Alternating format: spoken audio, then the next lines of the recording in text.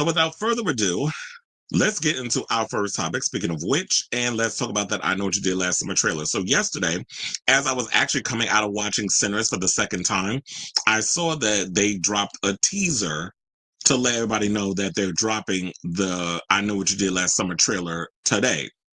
So today is today. Today is here.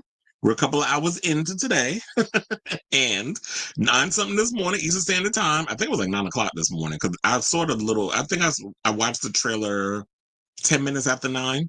I don't know. I was doing some work, putting the show together, and then I came across. I was oh, the trailer's out. Let me watch. And it was cute. I liked it. I feel like it didn't give away a lot, which is good. And I've always said this about films, especially pertaining to horror films. I don't want y'all to give away too much because I don't want everything spoiled up in there. And when y'all be doing like the trailer 2, trailer 3, y'all want to drop like half dozen damn trailers and y'all giving away too much, then I'm annoyed. And then by the time I go see the movie, the whole damn movie's been spoiled. So I'm glad that so far we only got like one scene where we see like, oh, well, this guy's going to die by the hands of a harpoon. So there's a scene where there's a guy and a girl. I don't know their names yet because they're relatively new characters. The only ones I know is Julie and Ray because, you know, Jennifer Love Hewitt and Freddie Prinze Jr. They do have a role in the new requel. I don't know how big, I don't know how small, but those are the only characters I know because I don't know these people. So in the words of Mariah Carey, I don't know them. So, but I'm willing to get to know them when July comes around. What is it, July 18th the movie comes out? When July 18th comes out, I'll get to know these kids. For now, it's just Julie and Ray for me. So you see this scene, which pretty much reminded me a little bit of Scream. I would even go back and say the first Scream. Like we was up in Casey Becker house at this point. So it was like Ray, I mean, it was like Casey and Steve, except Steve wasn't tied to the chair. Steve was comforting his girlfriend and was like, okay, you can go upstairs, do your little meditation thing. She puts her thing on, you know, then there's like this juxtaposition of while he's in the kitchen doing whatever he's doing in the kitchen while she's upstairs relaxing in the tub. And he was like this red. So I said, okay, there's a metaphor here somewhere. Like of all the colors, using like some red color dye soap or whatever to relax and get in touch with your inner chi. So while she upstairs with her headphones on, he busy downstairs in the kitchen getting murdered. And, you know, the fisherman or fisherwoman, because some people are speculating some things, we'll get into that in a second, that he gets shot in the shoulder with a harpoon, gets pulled out. He drags, like tries to get away as the person is trying to pull him outside the apartment, the house. And then he gets shot again with the harpoon. And then he gets it with the hook. But then I like, also the Tyreek Withers, I think is the other guy's name, the light skin. Oh, I was like, oh, he cute. Number one, the first time I noticed him. First, I think he's a former football player, but he also stars in this movie called Him, which is produced by Jordan Peele, and Marlon Wayans is in it. That trailer tripped me out.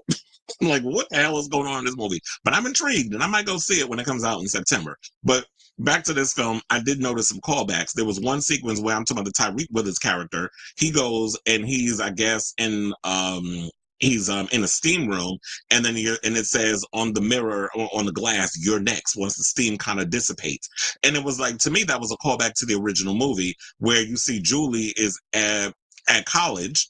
And then she's about to go take a shower and it's all steamed up. And then it says, "I still know." And then, of course, then the killer bursts out of the glass and then it fades to black and the credits roll. So I noticed that callback. Then at the end, when that little white girl, I don't know, like I told you, I don't know these people's names. So I'm just going by description. She was like, "Oh my God, this place is so cool. I could just die," or whatever, something or another, something to that matter. And then you see a girl getting chased. And she's on top of this wooden thing, which looks like an elevator. And then she's running through this place it felt to me like a callback to the Shivers store sequence with Sarah Michelle Gellar. And not Sarah Michelle Gellar, I did notice that there's a shot of Helen Shivers' grave, and then you see her picture, and it looks like the tombstone's a little tattered. Like it's been a minute. Well, look, it's been 25 years since I Know What You Did Last Summer, the original, not the sequel, but 25 years. So it makes sense that her grave will look a little, like it's a little wear and tear. And then we see Freddie Prinze Jr. said this is not the first time this is happening, Southport. And I noticed that voice is a little deep. So I'm like, okay, you better give us a little masculine male realness when you was up in there saying them lines. because I did hate the way that they treated Ray in the last two movies. I always felt like that y'all kind of bitch him out and make him come across as a little weakling. And that could have been because, remember, he said that the director of the original film didn't like him and was probably trying to kill him. And when they was making that movie, because he didn't want him to be the character in I Know What You Did Last Summer, but he wound up getting a part, and the director was tight, and so there was some sort of situation. So Freddie has said this out of his own mouth that he didn't get along with the director from the original movie, and how he was mean to him and tried to kill him when he was on set. I was like, well, if that would have happened, I'd have sued his ass. But that's their situation they got to deal with, and he's moved on, and now we have what we have. So then, when all this stuff is happening, then we get one of the girls, who I'm guessing is the lead. She goes and sees Julie, and looked like Julie might be a professor at a university, because she was like, "So what did you do last summer?" And with that, from what I'm hearing, because when all this stuff that was described, I said, okay, this must be the trailer that they showed at CinemaCon, and so far, like, look, the movie didn't give away a lot. They were a little bit on the cheese. Some of the dialogue was a little cheesy. Um, I like the part where the girl was like, "I need a drink," because I was like, "Yeah, after all this, you're gonna need one." I noticed that what's his name? Nick Chavez wasn't up in there. You know, the one from that played Lau Menendez. I didn't see him up in the trailer. So some people already thinking that he might be the killer because he and there is a shot where they show like somebody in white in the back of their head, and they got their hands up while the cops is all surrounding them. And funny enough, that might be him. But they're thinking like he might be the killer because, he played the killer before in the movie. He also played, he was a bit of a weirdo in another Ryan Murphy series. That, what is it? That Grotesquerie. I could not finish that show. That's how bad it was. But he was in that too, playing some weird old priest, horn dog, hunching his freaking nun. I was like, okay, what the hell is going on in this stupid show? But yeah, he was in that, so I would not be surprised because Nick Chavez definitely gives serial killer tease in the face. So if he gets typecast playing that kind of role, like, I would not be surprised. But then I heard, I love you, Mike. Oh, well, we watch a movie, but you were way off with your theory. But that's his theory. We're gonna go with it, but I'm gonna rebut on it. Rebuttal. Give a little rebuttal. Trying to figure out how do you formulate the word or make it. You know how I like to make words my own words. He said that he think Helen Shivers is the killer. I was like, come on now. Now we know that you are good. That Sarah Michelle Gellar is good friends with the director, and her husband is in the movie. How would she be the killer? She died, and we saw her dead. He tried to say, "Oh, we never saw her. We never saw her body, whatever." I'm like, wasn't she in the boat up under all that ice with Ryan Phillippe? Like, I could have sworn we seen both of them dead up on that boat, which is why Julie was doing her little screams whenever she would come across the body. So yeah, I do believe that her body is exposed in the first one. I can't remember because it's been a while since I've seen I Know What You Did Last Summer, but I could have sworn we saw her body. We saw her body and we saw Freddie's body. I mean, not Freddie. We saw Ryan Phillippe's body. So she dead. So I don't think she is the killer. I've heard people say that they think Julian Ray's the killer. I feel like that would be a cop out. That would be dumb. I don't think that should even be the thing. There was another idea that I heard that I was like, okay, this is really cool. Now I think it would be an interesting twist if there was like if it's different, that it's not necessarily. And I think Killjoy Jake said this, and I'm like, okay, I could rock with you with this. What if the killers is something what if the situation started from this scenario? So it's not necessarily, oh, we're driving, whatever, and we accidentally hit someone. What if they kind of take a page out of Fast and the Furious, which is like they're drag racing. One of the cars goes off the side of the road. They're trying to cover it up, like, oh my God, look what we did. They leave them people for dead.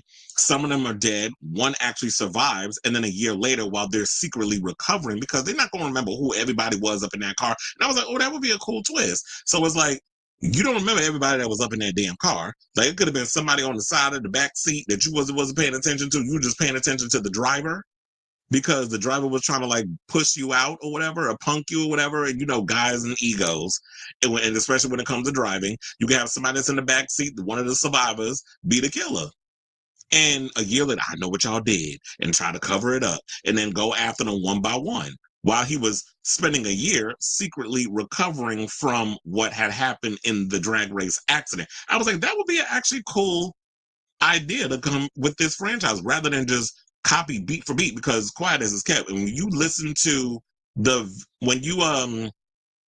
when you read the description for this movie, it literally sounds like a beat for beat of the original description.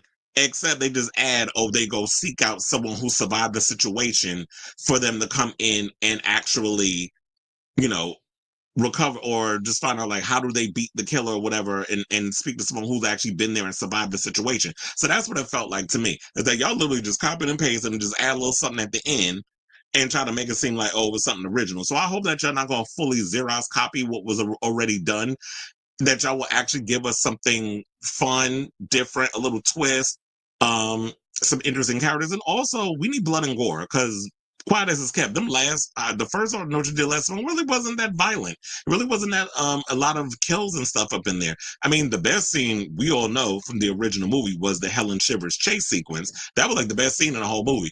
The original film is a slow burn, and it feels more like a mystery with a little slasher thrown in. So it's a slow burn. It's not necessarily like your standard slasher movie. So I'm really hoping that, yeah, y'all take inspiration from the original, but you make it your own movie and make it more 2025, meaning more blood, more gore, and more fun and more camp. I so basically overall I will say that I enjoyed seeing the trailer. I'm glad they didn't give away too much. It was great to see Ray and Julie back on the screen, and I'm definitely looking forward to seeing this movie when it drops in July. So I want to ask all of you, what did you think of the trailer? Did you even see the new trailer for I Know What You Did last summer? They said the original movie came out in October 17, 1997, which I do find it kind of weird that they're releasing this movie in July, because July is usually like summer movie releases, like you're getting Mission Impossible and Jurassic World and things of that nature. Summer is not necessarily a breeding ground for horror films. So it's kind of weird that they're going to release it around this time. Hopefully the movie does well. And maybe they're releasing it in that time because of the overall atmosphere of the film, which is the movie looks like it takes place in a warm climate. So therefore, summertime vibes, summertime horror movie. So I want to hear from you. If you liked the trailer, if you didn't care for the trailer, what were your things you liked and disliked about the trailer, or whatever your thoughts are on this story, let me know in the comments down below.